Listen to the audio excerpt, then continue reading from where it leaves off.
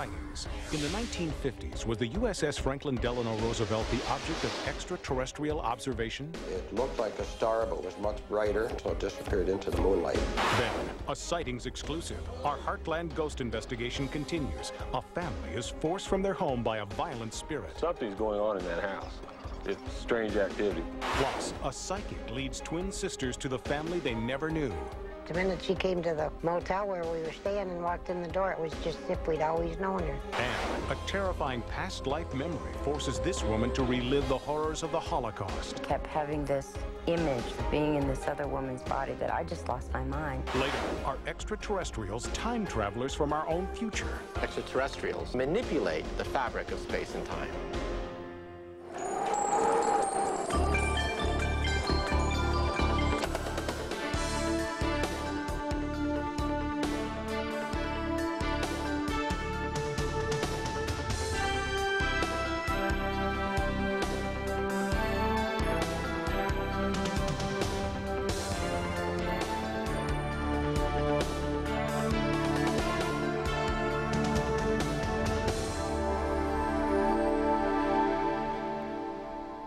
Welcome to Sightings. I'm Tim White. In 1952, military personnel stood together on the deck of a Navy flagship, the USS FDR, and watched as a disc-shaped UFO hovered above them. 3 photographs were taken, and this sighting was just the first of many reported aboard the ship. Despite vehement denials from the Navy, many people who served on the USS FDR believe that she was a UFO magnet.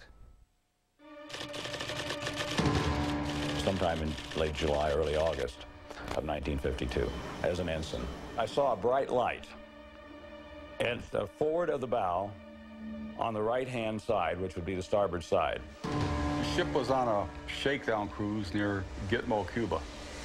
And I was down below decks. It was maybe approximately 8, 9 o'clock in the evening, I think it was. And this buddy of mine, Vince, who's seen a bunch of men coming from the engine room compartment running up topside on a ladder, said, "Red, why don't you go up there and see what's going on?" So I follow these guys up 3 or 4 decks up to the flight deck, and we're watching this little object, like a light, that was following our ship. And then it came out of the sky at us. My friends called me to come outside, and we observed a bright light quite high in the sky. It looked like a star, but was much brighter. The light tracked at a high speed and came to a stop, altered direction, and accelerated to high speed, stopped again, and it proceeded across the sky in this manner until it disappeared into the moonlight. These 3 men, Robert Coburn, Chester Gruzinski, and John Lawrence, all served on the USS FDR. But each man was assigned to the ship on different tours, in different years, and with different jobs.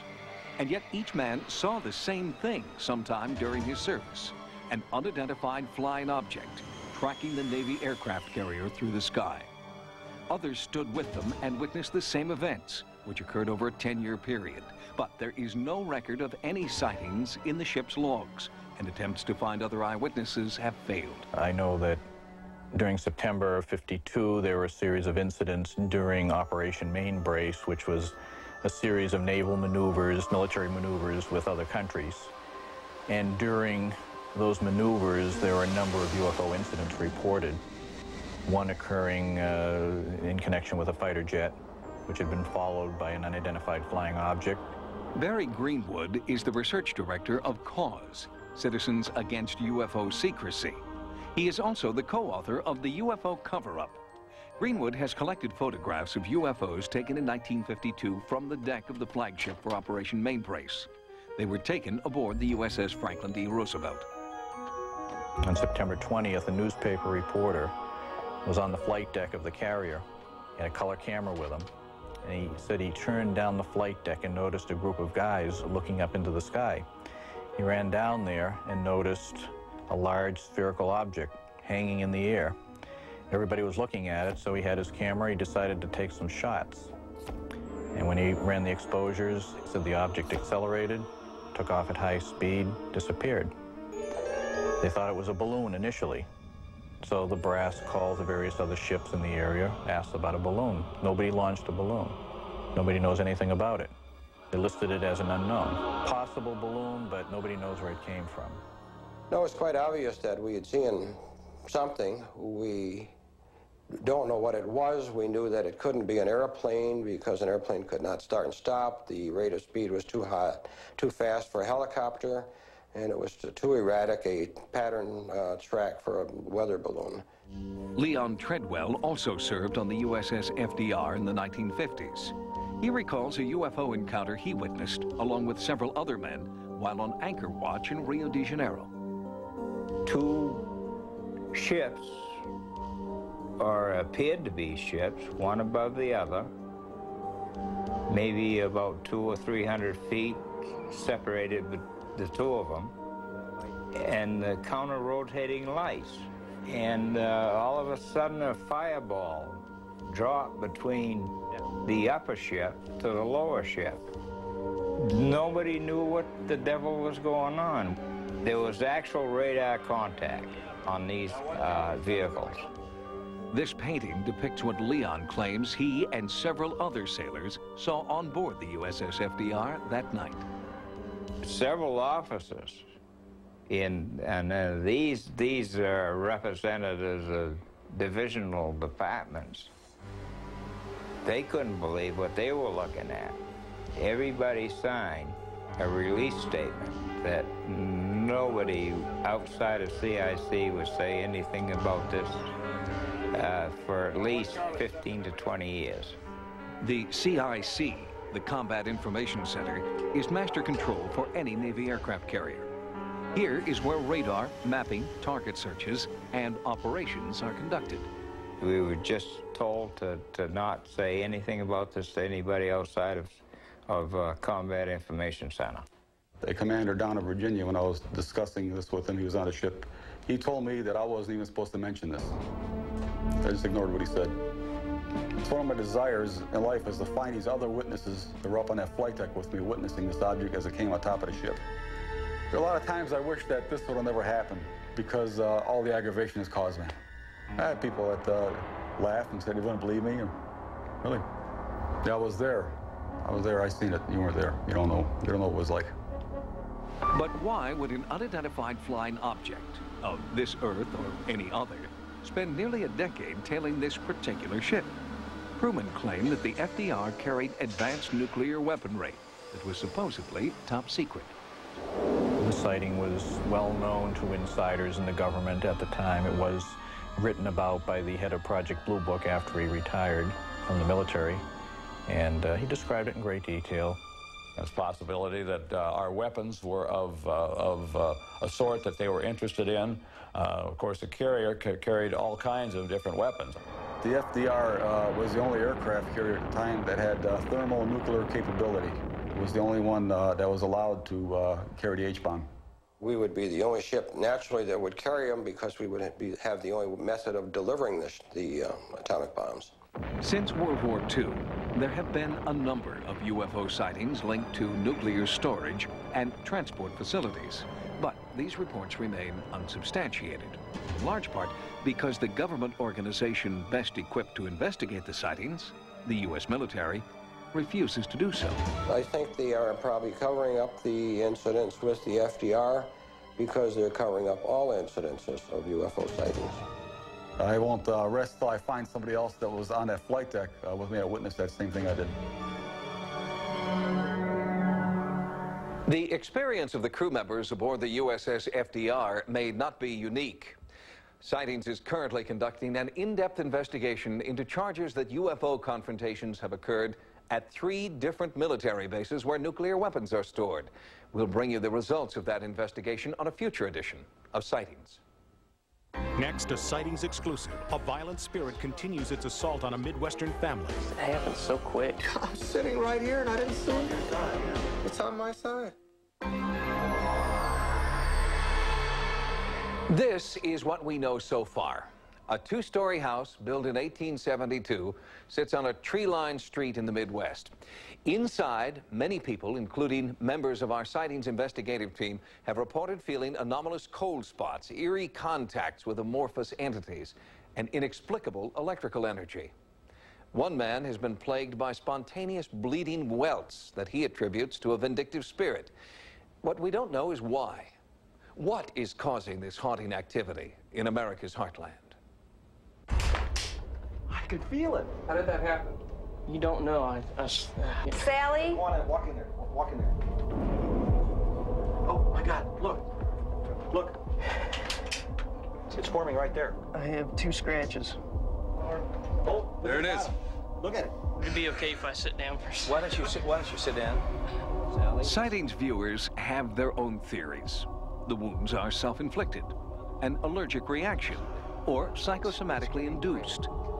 The victim, his family, and many visitors here believe the strange phenomena are caused by a vindictive entity in the house, and that is why this family has moved out. But the empty house is still the focus of an ongoing sightings investigation. World-renowned paranormal investigator Kerry Gaynor believes this case deserves the same careful attention he brought to 2 previous cases, the entity and poltergeist cases. With the family gone, Gaynor has a unique opportunity to determine if the source of the ghostly activity is the site or the family. Maurice Schrag is an environmental engineer with the Industrial Compliance and Safety Corporation. He was brought in to search for electromagnetic anomalies, temperature shifts, between 25 and 30, abnormal radiation levels, or unusual levels of radon, carbon monoxide, or other gases. Nothing unusual was picked up, but there were still reports of ghostly activity by many visitors to the home, including the owner, a 20-year veteran of the local police department. My hand got real cold. I mean, it got real cold. I thought somebody was doing something. I looked back both ways, and I asked everybody in the room if they had felt that. I said, it startled me. It kind of scared me. Did y'all feel that? And I didn't buy any of this. I really didn't. Until that happened. It happened. And we had felt the room temperature, which I figured was a draft in the room. But when it touched me, that was not a draft. Something's going on in that house. It's strange activity. What it is, I don't know. And so far, scientific equipment has failed to come up with the answer. We thought we might find something as we took several different kinds of measurements, and we found basically that the readings were no significant deviations. The lack of scientific evidence in the face of so many personal experiences convinced the family to seek help of another kind. They asked that an exorcism be performed to rid them of the entity. We were all holding hands, and at one point, my husband would grip real hard. We were told not to let go. Don't break the circle. And he just held on real tight because he was in such pain. It was odd because he's never really felt the pain before. But afterwards, we found out that he had been swiped at with a hand across his back on 3 separate occasions that left, I think it was 11 scratches right across the center upper portion of his back, his shoulder area. These are the scratches that materialized during that exorcism. And as long as the family stayed away from the house, the scratches didn't return. But during our investigation and an online computer forum with Sightings viewers, the family dropped in unexpectedly. And within minutes, so did Sally. Whoa! So did you feel it here or down here? Where did you feel it? Kind of like all across here. Oh, the whole face? Yeah. First, a scratch appeared on his face. Then, moments later, deeper cuts appeared on his back. You physically felt that? Yeah, that hurt. Describe to me again what you felt? This sharp sting felt like somebody stabbing something in my back. You okay? Yeah. You still hurt? No. We set up additional cameras and monitoring equipment, hoping to capture any further scratching episodes. It was while we were setting up that the victim, who had always wished to remain anonymous, told us he wanted to reveal his true identity. Sightings has made a habit of coming back to visit you. During that time, you asked them to disguise your appearance. Now you're finally allowing them to use your appearance. What changed for you?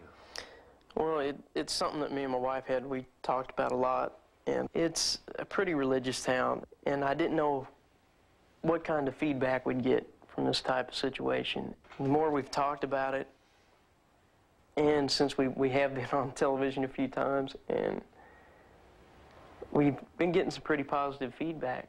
I mean, the people have accepted it really well. So people aren't ridiculing you as much like you thought they might? We get our taunts every once in a while, or somebody will, you know, say something, but it's something that you just, I know what's happening, and my wife knows what's happening, and that's what's important to me. Now here's a new one right now. Right now. Right here. Brand new. Can anyone get closer? Yeah, we're pretty close. I'm sitting right here and I didn't see it. It's on your side, yeah. It's on my side. I'm sitting right next to you. Mm-hmm. This scratch right here, all the way down to here, was not on your face when we came in because we saw this one here. We examined your face, your stomach, your back. Your hands are right here in full view of the camera and in full view of all of us. If one of those hands had gone to your face, I would have seen it. It would have been on that camera. This is truly incredible. Truly incredible. This happened right here, right this moment as we were talking. If this were true, typical poltergeist phenomena, it would follow Tony to his new home. Now, he's only been in his new home a month, so it's still a little bit too early to make that kind of judgment yet. The story's not complete here. We've got a lot more work to do. Sightings will continue to investigate this groundbreaking case. New tenants are set to move into the house. We'll monitor their experiences and also follow Pam and Jeff into their new home to determine if it is the house or the people who are the focus of this haunting. Coming up next, a psychic reunites twin sisters with their lost family. It was just as if we'd always known her. There was no strangeness. We just felt she was our sister. Since they were born, Alice Heck and Agnes Nash have shared a special, some would say, psychic bond. Their lives have followed parallel paths. They finish each other's sentences. If one of them is hurt, the other feels pain. It's behavior typical of identical twins, and that's how Alice and Agnes have always explained it. But when they were 51 years old, their mother revealed that Alice and Agnes were not twins. Alice and Agnes were born in 1926. They share the same likeness, the same birthday, and a powerful mental bond. We're exact, identical, mirror twins with hypertelepathy, which means it's almost like a form of psychic. I can see in my mind what she's doing. She can see in her mind what I'm doing. I can always tell you what she's wearing. She can always tell you what I'm wearing. If I go to the store to buy something, she can see in her mind what I'm buying. She'll go to the store and buy the same dang thing. When she went through labor, I went through the whole thing with her, and when I had my twins, she went through it with me. The girls grew up in Rochester, New York, and for 51 years, they believed they were identical twins, until the day their mother shared a long-hidden family secret. My mother told me when we were 51 years old, about 2 months before she died. She called us to her house, and she says, I've got something to tell you. I don't know how you're going to take it. And she said, I realized that I do not have too much longer to live. She knew she was very, very sick. And she said, I think you better sit down. We both more or less said, what is it, Ma? And she says, well, you've always thought you were identical twins. Well, we are. No, you're not. You have 2 more. You are quads. There are 4 of you. And she said there were 4 of us, that she had seen the 4, that the 2 were taken at birth. Their mother died before Alice and Agnes could find out their missing siblings' names, addresses, or even if they were boys or girls. For the next 17 years, they sought help from private detectives, adoption agencies, and law enforcement. Nothing worked, until they asked a psychic for help.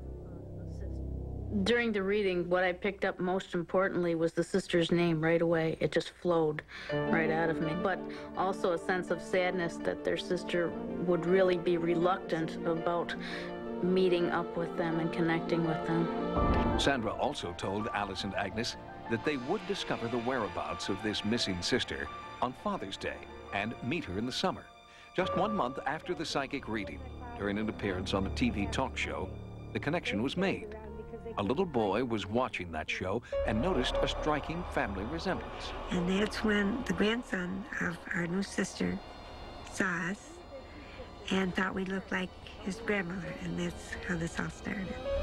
That sister had also been looking for her birth family.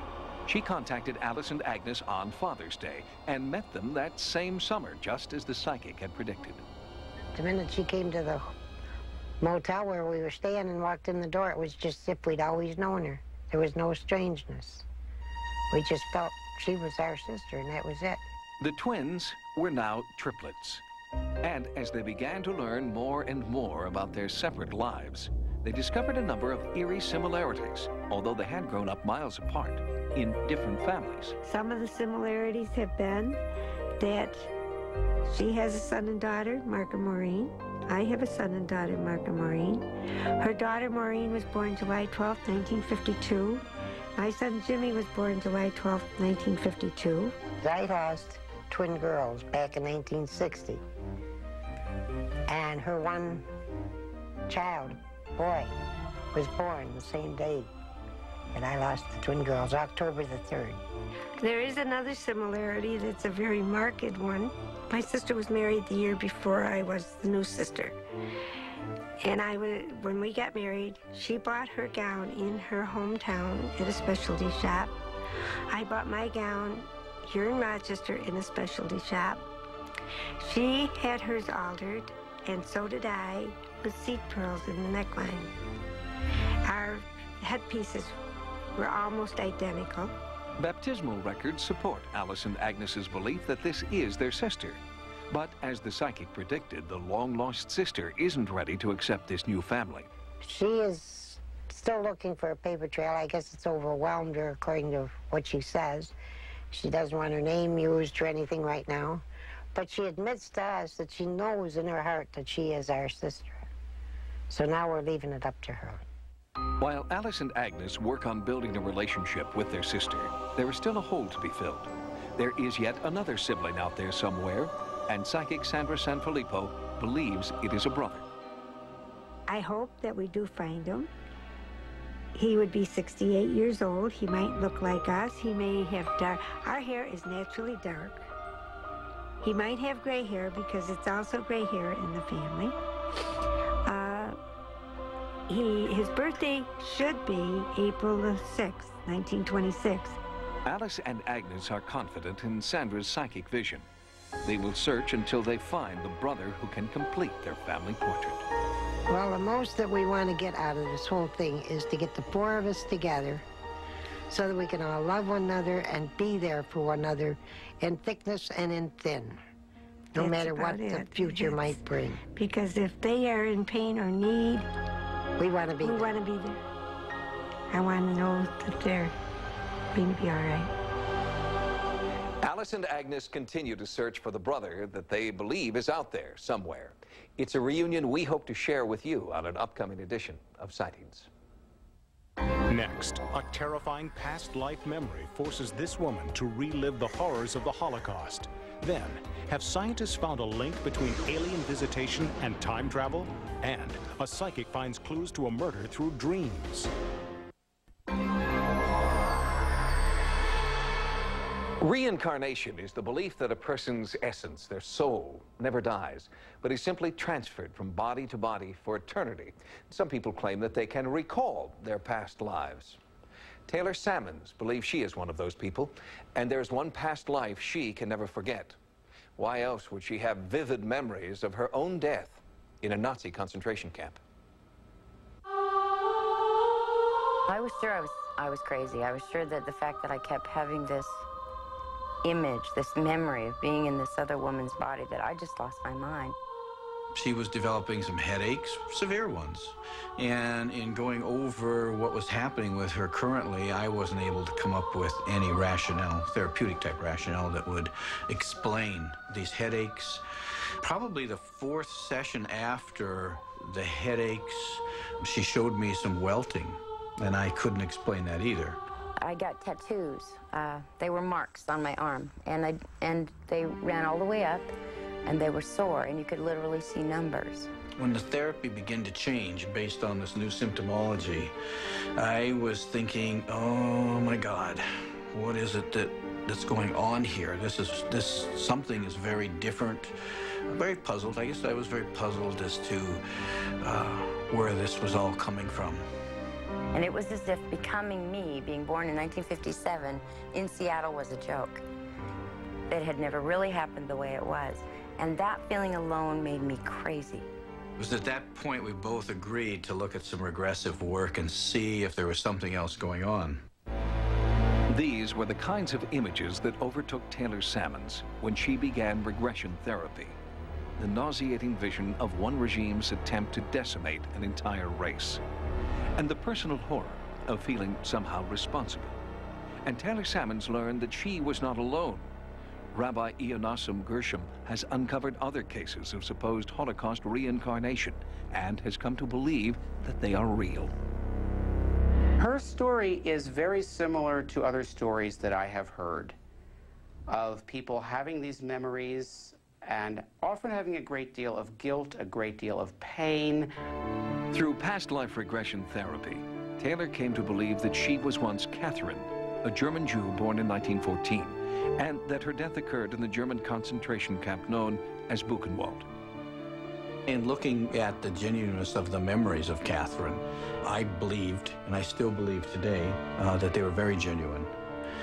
And what would happen would be that we would sit down and start the regressive process, and Taylor would start to lose her sense of self right there, and Catherine would emerge. And Catherine would start talking about events that she was struggling with and things that have happened in her life, some very traumatic, very traumatic. And these were the kinds of things that Taylor, throughout the years of knowing her therapeutically, I don't believe she could have known at all, nor could she have prefabricated in a regressive state. Among her past life memories was the name of a town, Lunenburg, where Taylor believes Catherine once lived. It is among the remembrances she has chronicled in her therapy journal. I lived in a village before we lived in the city. To tell you the name of the city, I want to say Lunenburg. I think this is the town square where nice things went on at first, and these were like buildings. These were the tops of buildings. They were rounded and they had something up here. I remember cobblestone roads. I remember, because I've never seen those. The obscure German town of Lunenburg actually does exist. It is known for its unique architecture, beautiful cobblestone streets, and marketplace. There is a fountain in the middle of the square. These uncanny coincidences led Taylor to explore her memories further with renowned past life therapist Frank Baranowski. Together, they uncovered more details of Catherine's life. She had 2 children and was pregnant when she was arrested. And this is the time when she feels like the children can't go to a concentration camp, and she decides to take their life. My children were 5 and under 2, and then the baby was born in the camp. I killed my daughter first. I suffocated her. And then I remember straightening her out like she was a little teddy bear, like she wasn't a person, a doll. And my son, I went to the chair, the rocker, and held him.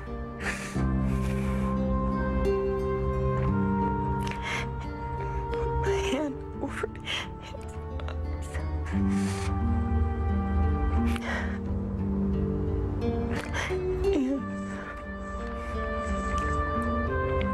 Held the knife. And I think he thought we were playing. Taylor believes it is the shame and guilt of Catherine that still lives within her today. At the suggestion of Sightings, Taylor agreed to consult with Dr. Brian Weiss, a psychiatrist who has studied past life regression extensively. Let your breathing take you deeper. You're already very, very peaceful and relaxed.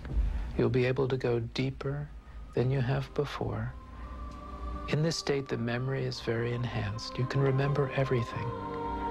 This is for your experience. This is to help you. That's the most important part.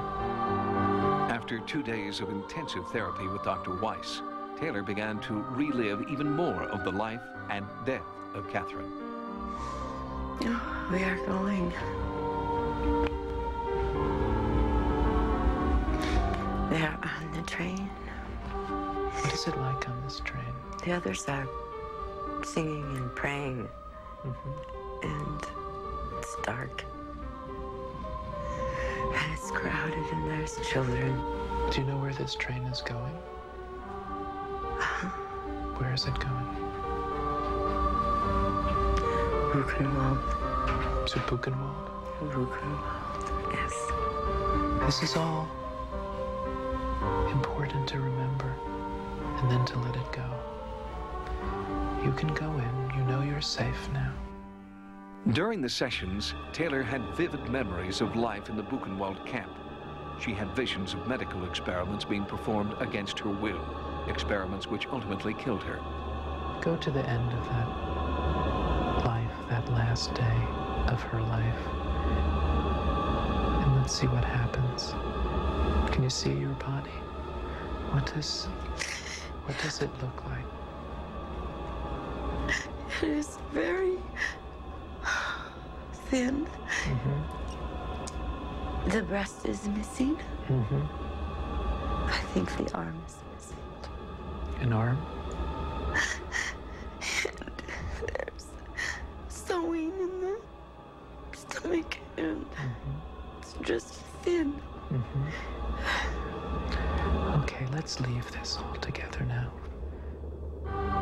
During another session with Dr. Weiss, Taylor had recalled the last name Leibowitz, possibly a family name. As part of the healing process, Taylor visited the Miami Holocaust Memorial. The images there were hauntingly familiar, and there, on the wall of remembrance, was the name she knew too well. Although agonizing, Taylor's journey through Catherine's life has been a way to heal. Taylor's story seems similar to many of the cases I've had from the Holocaust in terms of the memories and the details and the emotion. But the remembrance still seems to be very healing, whether they're validated or not validated. People seem to get better, to lose their fears and phobias, to have more joy and happiness in their current lives. This is the important thing to me. If I let that healing continue, maybe for the first time, I get to really live. With the new clues she has uncovered in her most recent therapy session, Taylor hopes to locate any living relatives of Catherine and put the past to rest. Next, will new theories on controlling time and space lead us to alien worlds? Perhaps in outer space, extraterrestrials may have the capability to open a hole in space. H.G. Wells had the time machine. Sherman and Mr. Peabody had the Wayback Machine. And Michael J. Fox had a DeLorean. The fantasy of time travel is one of the most popular themes in science fiction. And now a tantalizing new theory suggests that time travel could someday be science fact. When time travel becomes possible, it will not be the kind of vehicle that's important, but rather the discovery of an interdimensional shortcut. In these scenes from Star Trek, the shortcut is a cosmic anomaly called a wormhole. We might have just discovered the first stable wormhole known to exist. Bring us about, Lieutenant. In science fiction, time travel is possible because cosmic anomalies not only warp space, they also warp time.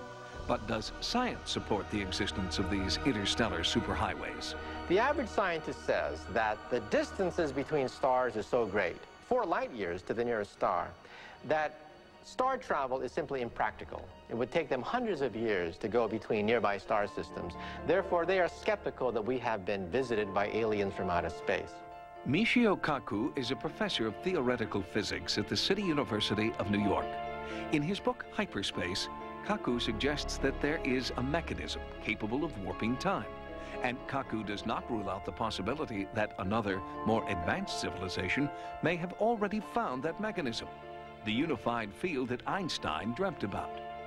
The new wrinkle, which has caused quite a bit of excitement among theoretical physicists, is that perhaps this river of time can have eddy currents.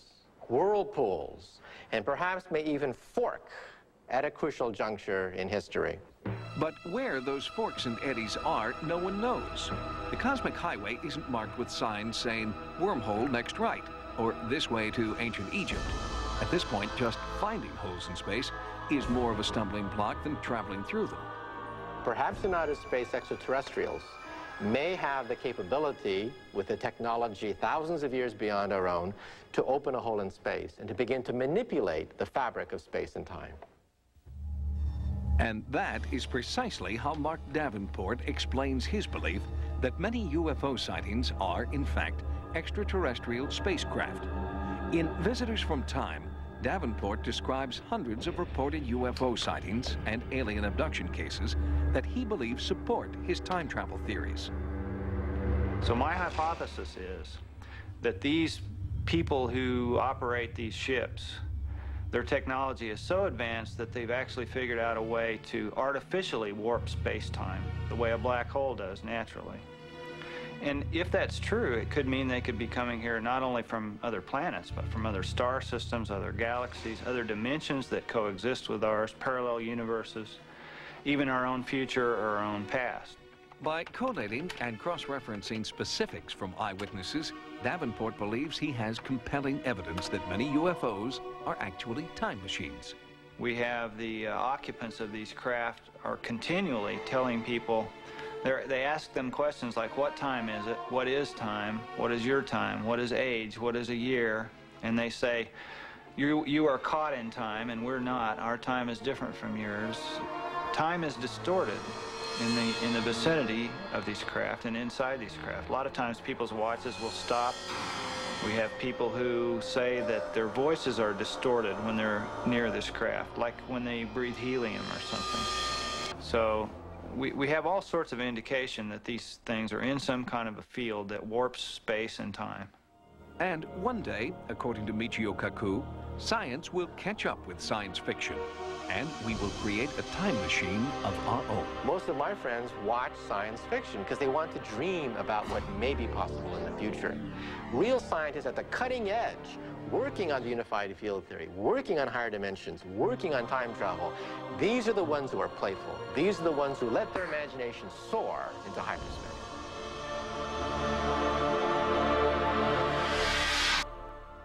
Not all scientists agree with Michio Kaku's hyperspace theory. Eminent physicist Stephen Hawking has stated that time travel is impossible because we've never been visited by any tourists from the future. Or have we?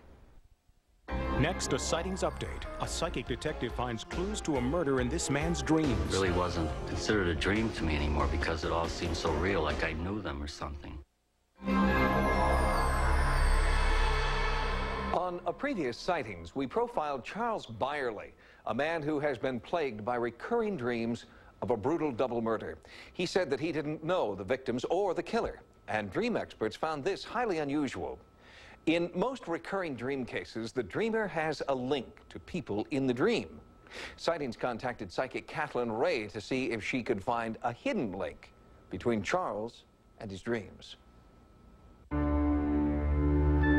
It got worse as it went along. Everything became like a nightmare. It really wasn't considered a dream to me anymore because it all seemed so real, like I knew them or something. For more than 3 years, Charles Byerly has been dreaming about the real-life murders of 15-year-old Barbara Grimes and her 13-year-old sister, Patricia. The girls were last seen alive in December of 1956, leaving their Chicago home on the way to the movies. Their bodies were found a month later along a rural road. I believe they've been reaching out. They still are. Maybe they're not at rest, you know? Maybe they just want to find out who did it, who's responsible. Chicago police detective Jerry Schultz is keeping track of Byerly's dreams and feels there may be something significant in the strange recurring visions. Detective Schultz agreed to consult with psychic detective Kathleen Ray about the still unsolved case. The first thing I do is take the victims and do a psychological profile. In the case of these two girls, I went into their personalities to see why would they perhaps go with a stranger and get themselves into this situation. Then the other thing I do is look to see the suspect. Do they know the suspect? I feel the man is probably in his early 30s. He gives off the feeling of late 20s, early 30s, somewhere in there. I feel that he came upon the girls while they were waiting for a bus.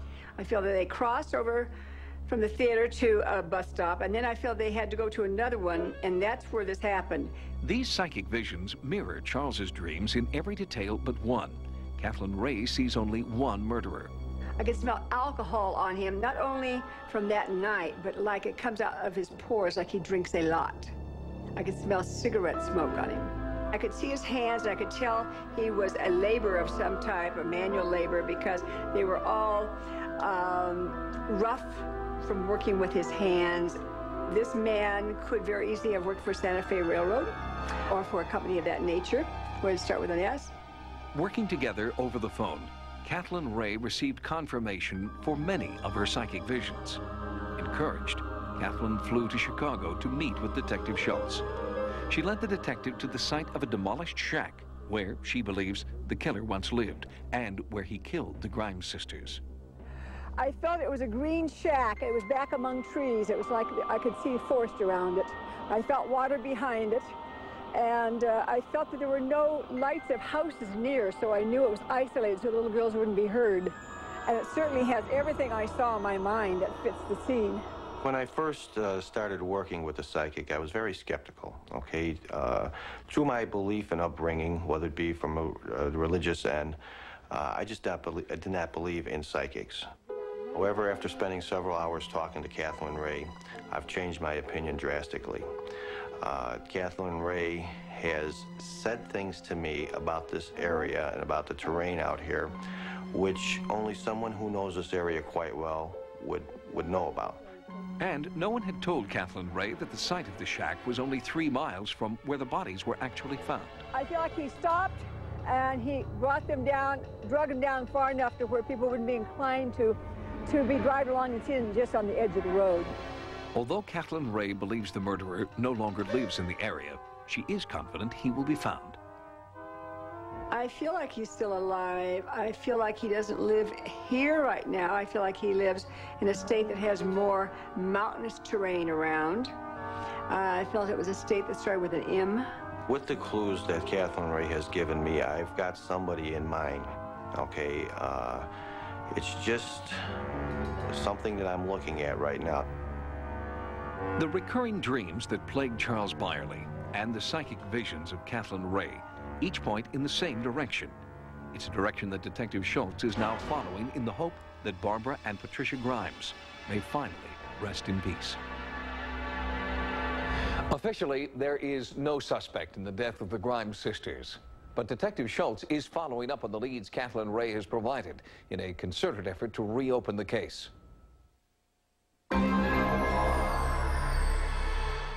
Sightings has expanded its America Online area. Keyword Sightings when you log on for access to Sightings stories, images, and events. To subscribe to America Online, call 1-800-591-3344. And you can still reach Sightings 24 hours a day at 1-900-933-7444. Until next time, remember, no mystery is closed to an open mind. For Sightings, I'm Tim White.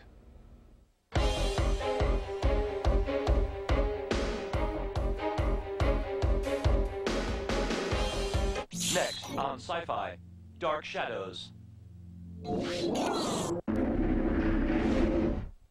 What planet is this? Explore the origins of the Federation with 10 uncut episodes from the final frontier. We're from your future. And exclusive commentary. The Star Trek 35th Anniversary Chain Reaction. Saturday all day on Sci-Fi.